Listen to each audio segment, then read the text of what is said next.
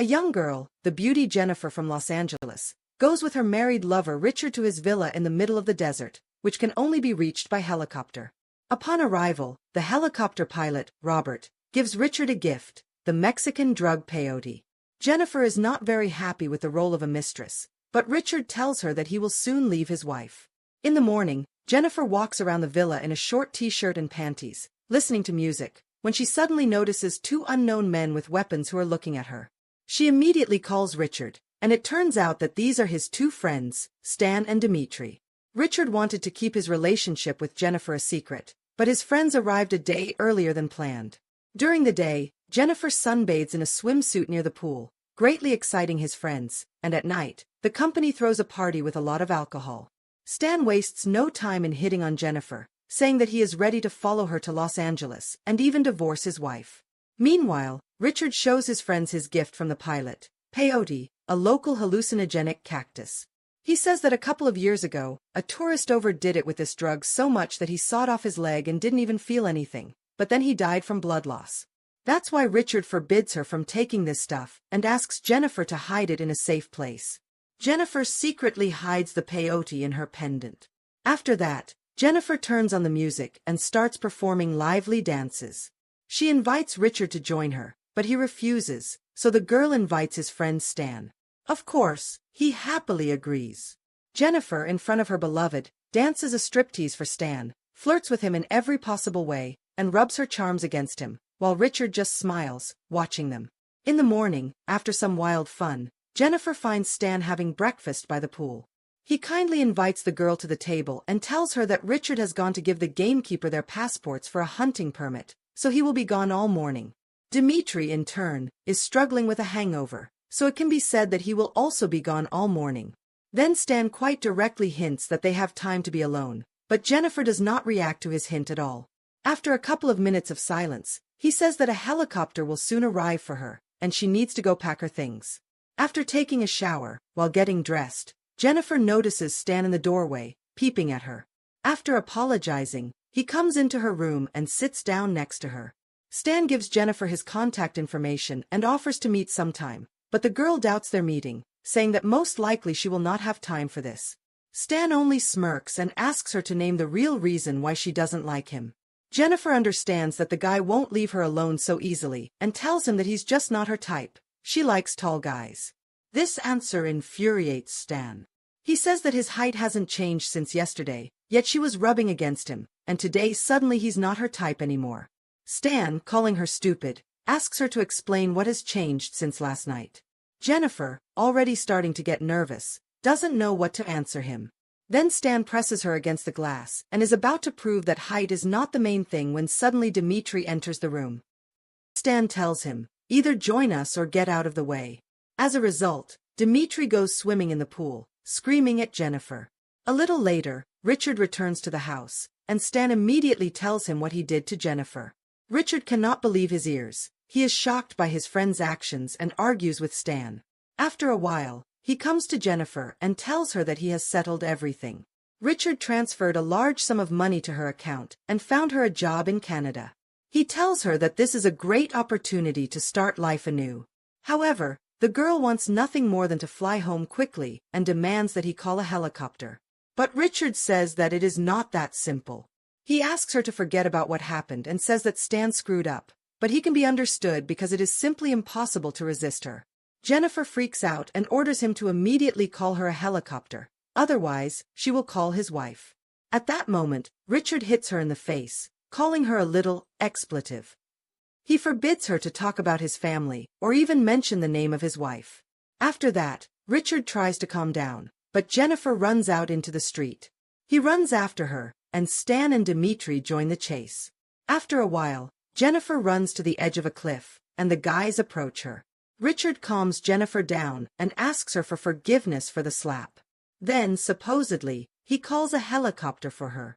However, unexpectedly for everyone, Richard pushes Jennifer off the cliff.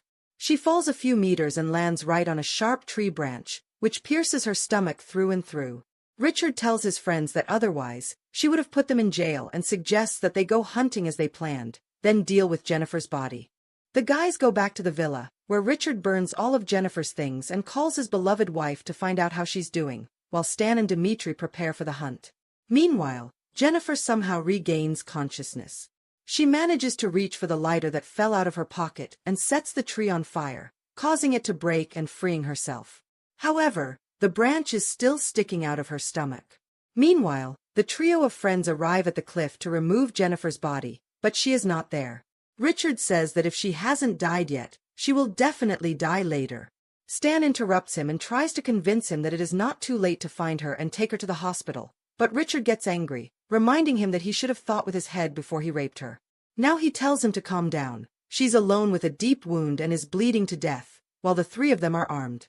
Their goal now is to find and finish off Jennifer. By evening, the guys get to the place where Jennifer fell and try to track her by the bloody footprints. However, the trail soon ends near the pond, and the friends decide to split up. Dimitri drives past Jennifer, who hides in the pond. When he stops to take a piss, she runs up and grabs his gun. Dimitri tries to calm her down, but Jennifer still pulls the trigger. The gun turns out to be unloaded, and Dimitri pushes her to the ground. He then reports over the radio that he has Jennifer and will deal with her. Dimitri begins to drown the girl, telling her that this is his favorite hunting tactic, to give the victim a false chance of salvation. Suddenly, Jennifer manages to snatch a knife from him and plunge it right into his eye, killing him. With shaking hands, she takes the knife out of him and leaves the body in the river. Then she gets on his ATV and drives away, but soon the gas runs out. Jennifer sets off on foot with a gun and a backpack of supplies. She hides in a cave, makes a fire, and prepares to pull out the branch still lodged in her stomach. It's not easy though. Jennifer remembers the peyote cactus she hid in her pendant. After using it, the girl begins to have various hallucinations, but she still manages to focus on her wound. Jennifer calmly cuts into her stomach with a hot knife and pulls out the branch. Her stomach starts bleeding heavily, so she cauterizes the wound with a hot beer can, after which she loses consciousness. In the morning, Richard wakes Stan by throwing a dead animal on his windshield. While Richard calls Dimitri on the radio, Stan goes to relieve himself by the pond and wash up. Suddenly, Dimitri's swollen corpse floats up right in front of him. Stan, angry, confronts Richard, blaming him for Dimitri's death. If Richard hadn't thrown off that Jennifer, nothing would have happened. For these words, Richard breaks Stan's nose, and the two of them continue the hunt for Jennifer. Richard suggests that Stan split up, and he reluctantly agrees, though he's afraid. A little later, Jennifer tracks Stan through binoculars by the glare from a mirror he was using to examine his broken nose. She heads in his direction. After a while, Stan stops to fill up the car, and Jennifer shoots him in the head but only manages to hit his shoulder. Due to the strong recoil, she is knocked down, and Stan manages to escape.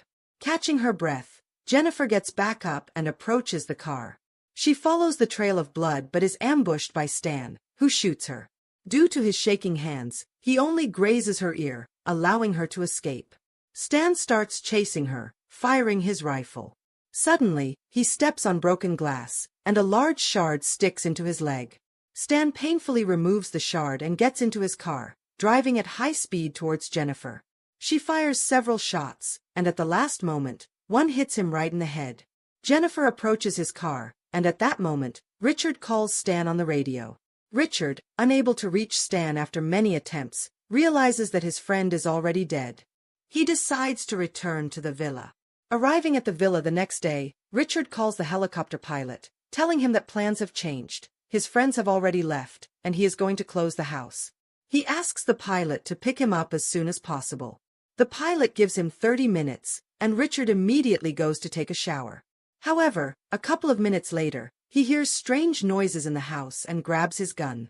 Richard searches the villa for Jennifer, but eventually finds himself at gunpoint. At first, they stare at each other, and then Jennifer fires, wounding Richard. A shootout ensues, and she manages to hit him again.